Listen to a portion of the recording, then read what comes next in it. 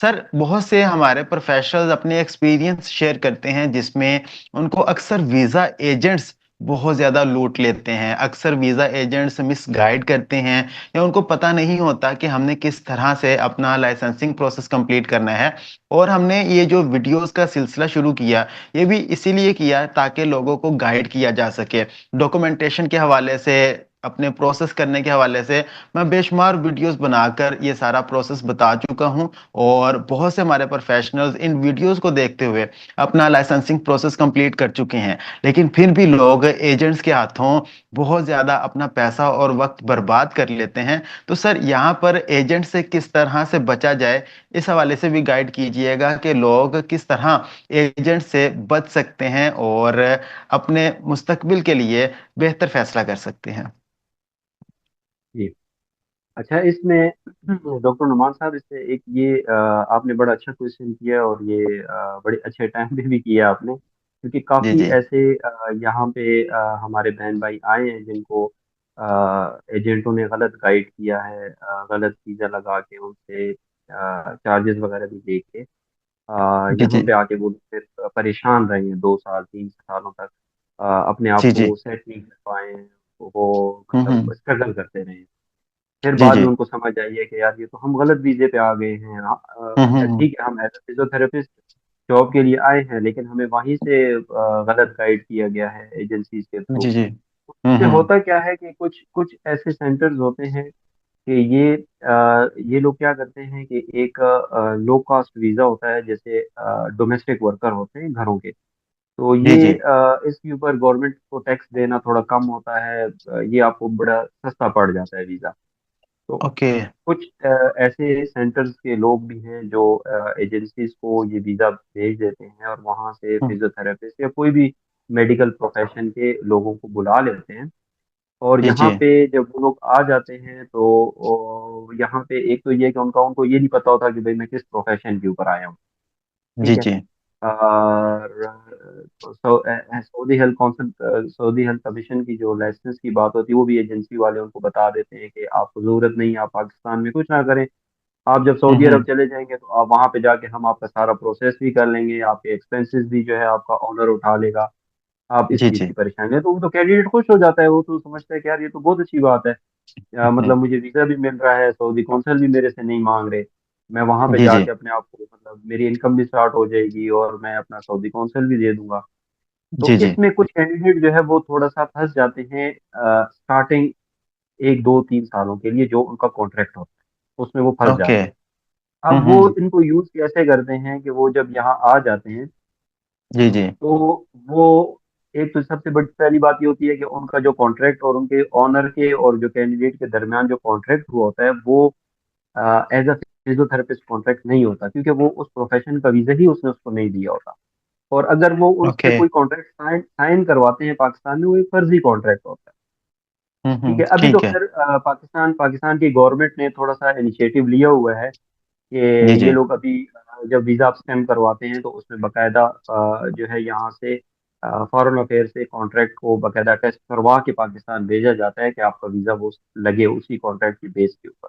ये एक अच्छा ओके। इनिशिएटिव है। इसमें काफी काफी कैंडिडेट्स को जो है अब ये स्कैम से, मतलब अब ये बच सकते हैं, मतलब इस स्कैम के अंदर नहीं आते। ठीक लेकिन है। फिर भी आपको पता है कि एजेंसीज हैं, एजेंट्स हैं, उनको हजारों रास्ते पता होते हैं किस रास्ते से कैसे निकालना है किसी को।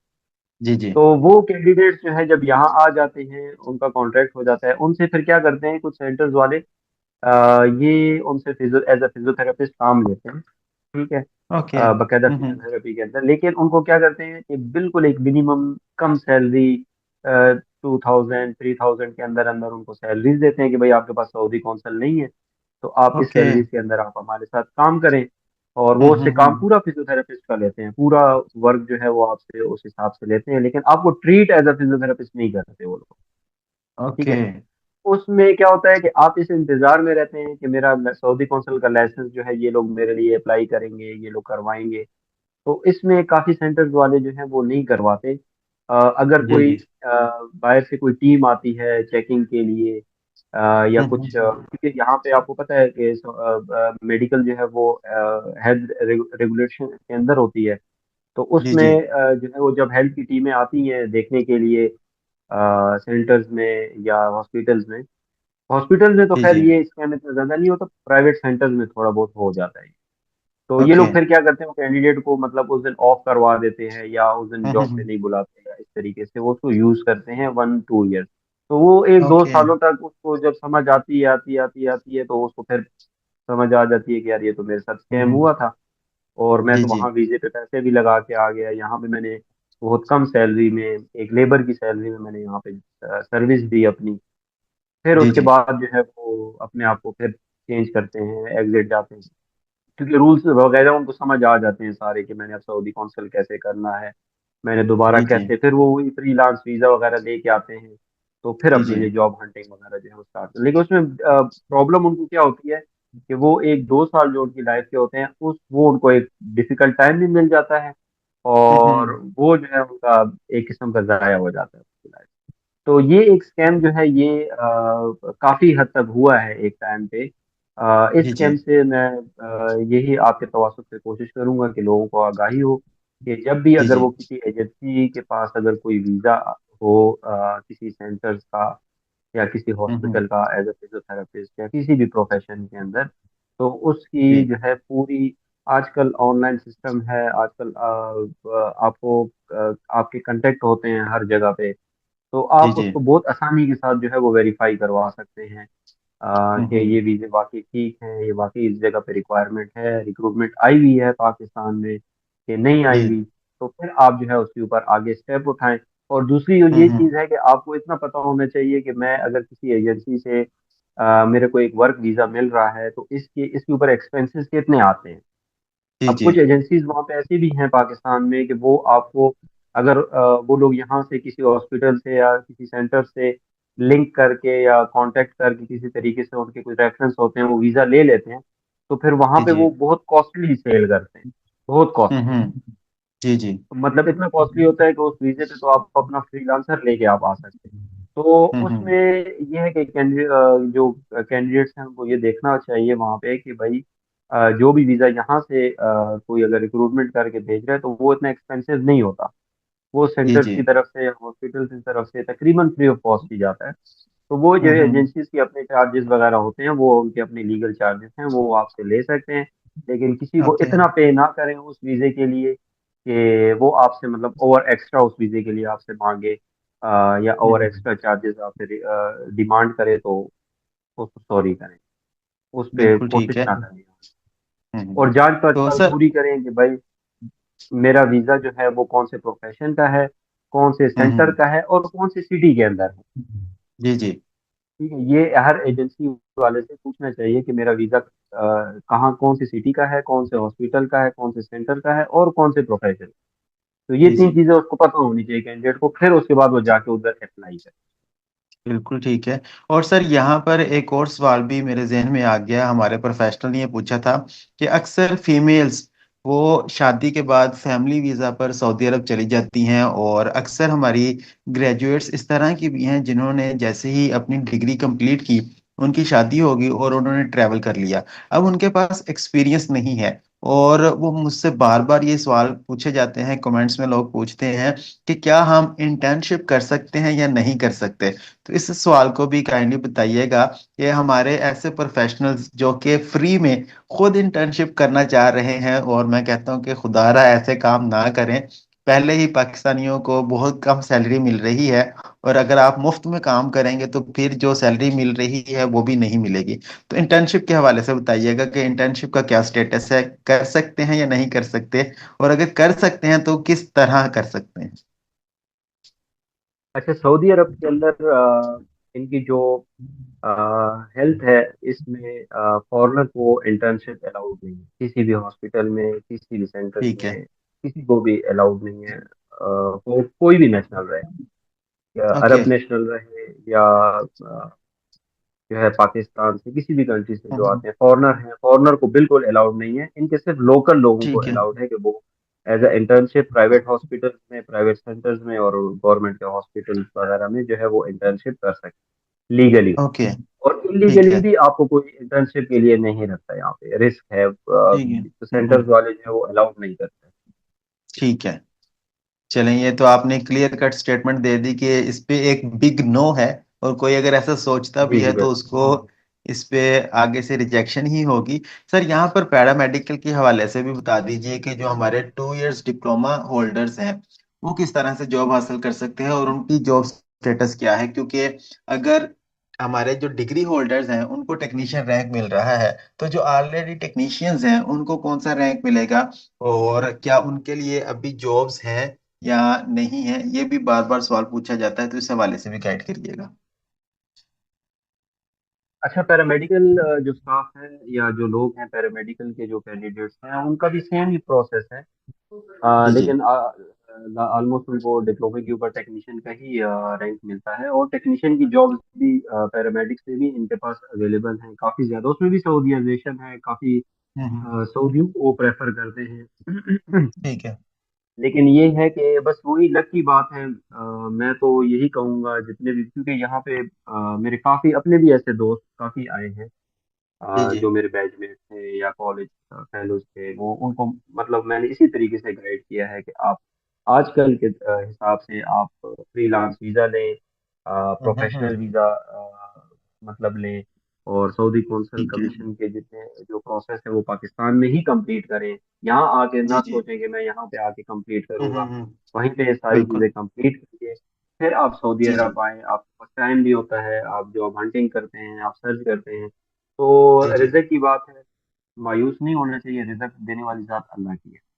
बिल्कुल तो सर, बिल्कुल। मार्केट में ये बातें होती हैं कि सऊदीयाजेशन हो चुकी है, जॉब नहीं। आप अभी भी किसी भी हॉस्पिटल में जाएं, किसी भी सेक्टर में जाएं, अल्हम्दुलिल्लाह आपको वहाँ पे हर नेशनल के लोग आपको मिलेंगे। जी जी। और वो अपनी सर्विसेज जो है वो दे रहे हैं वहाँ पे। तो जो इंसान एक अच्छी नीयत से एक फॉरेन कंट्रीज में एक्सपीरियंस हासिल करने के लिए, अपनी सर्विसेज देने के लिए, अगर वो लीगल तरीके से लीगल वे से कंट्री में आता है, तो आई होप सो कि उसको कभी ऐसी, हाँ थोड़ा टाइम लगेगा जॉब हंटिंग में और प्रॉब्लम्स होती हैं, लेकिन जी इंशाल्लाह जी। जब अल्लाह ताला ने उसका रिजल्ट लिख लिया तो उसको इंशाल्लाह वो मिल के रहेगा। इंशाल्लाह सर, इंशाल्लाह। सर, सैलरी के हवाले से बार बार सवाल पूछा जाता है, तो आजकल जो एवरेज सैलरी चल रही है हमारे ग्रेजुएट्स की या जिन्होंने मास्टर्स किया है या एक्सपीरियंस की बेस पर, तो एक सैलरी ब्रैकेट बता दीजिए कि क्लिनिकल सेटअप्स में, प्राइवेट में या हॉस्पिटल्स में, प्राइवेट हॉस्पिटल या पब्लिक सेक्टर हॉस्पिटल्स में सैलरी ब्रैकेट क्या है इस वक्त।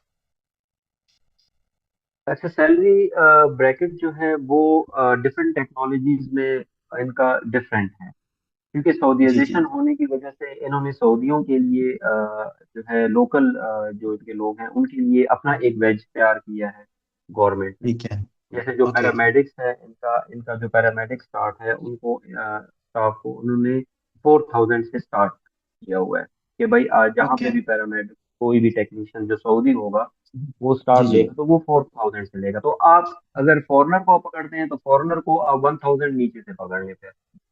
ठीक है, ओके। आप मतलब 1,000 और 1,500 नीचे से पकड़े कि वो जो पाकिस्तान से जो टेक्नीशियंस आएंगे वो यहाँ से फिर स्टार्ट लेंगे अपना। ठीक है। ठीक है। तो और जो फिर बैचलर लेवल पे है, जो डिग्री होल्डर हैं, उनको उन्होंने बैच स्टार्ट किए 7,000।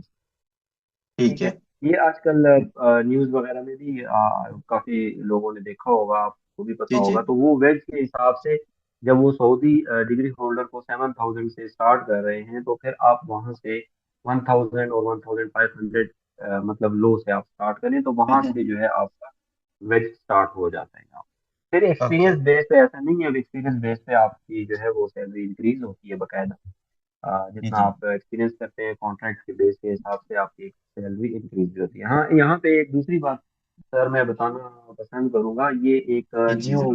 वो है, काफी लोगों को खैर पता भी होगा इसके बारे में। कुछ हम्म। काफी ऐसे आपने जो फीमेल्स की मुझे बात की, तो काफी ऐसी फीमेल्स होंगी जिनके हस्बैंड जो है वो सऊदी अरब में जॉब करते होंगे।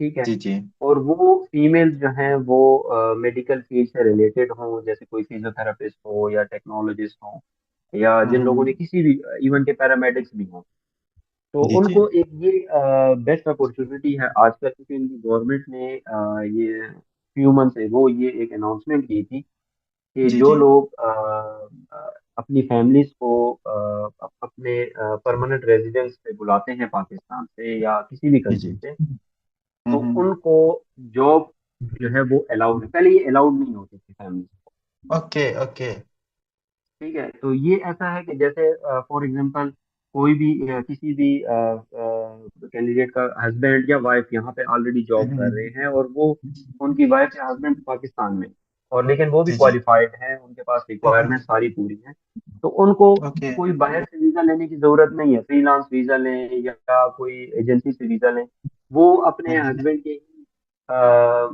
डिपेंडेंट वीजा लेके, ठीक है, जो जी उसका जी। प्रोसेस होता है वो सऊदी अरब में सबको पता होता है क्या प्रोसेस है उसका। तो वो डिपेंडेंट वीजा हम्म। लेके वो जो है यहाँ सऊदी अरब आके जो है वो किसी भी जगह पे अप्लाई कर सकते हैं और जॉब अपनी स्टार्ट कर सकते हैं। जी जी। वो बहुत एक इजी प्रोसेस है, और उनको जरूरत भी नहीं है कि वो अपने आप को ट्रांसफर करें किसी अंडर जबरदस्त। या अंडर एम्प्लॉयर, उनको जाने की भी जरूरत नहीं है, वो अंडर अपने हस्बैंड के ही रहेंगे। वेरी ये है गुड। कि जॉब भी वो कर सकते हैं। ये एक मतलब एक्सीलेंट। एक गुड न्यूज़ है। हमारे जितने भी अ, मतलब लोग हैं वो इसको अवेल कर सकते हैं या करना चाहते हैं, तो ये मतलब आजकल अनाउंसमेंट इसकी हुई हुई है सऊदी अरब, ये अब लीगल जबरदस्त। हो गया। और जबरदस्त। और सर माशाल्लाह आपने हर चीज को बड़ी अच्छी तरह से एक्सप्लेन कर दिया है। और जितने भी लोग सऊदी अरब में जॉब पर जाना चाहते हैं ये वीडियो उनके लिए बहुत ज्यादा हेल्पफुल होगी। और मैं यहाँ पर व्यूवर्स को यही कहना चाहूंगा कि अगर आप कोई बात पूछना चाहते हैं तो आप कमेंट्स में पूछ सकते हैं। और सर आपका बहुत बहुत शुक्रिया कि आपने आज हमें इतना कीमती वक्त दिया और इतनी जबरदस्त आपने अवेयरनेस दी है। और इंशाल्लाह आपसे आगे भी राब्ता रहेगा और इसी तरह हम आपसे लेटेस्ट अपडेट्स जानते रहेंगे और इससे हमें भी और हमारे व्यूवर्स को भी बहुत ज्यादा फायदा होगा। बहुत शुक्रिया सर आपका। Thank you so much, thank you so thank you sir. Okay sir, Allah Hafiz. Much.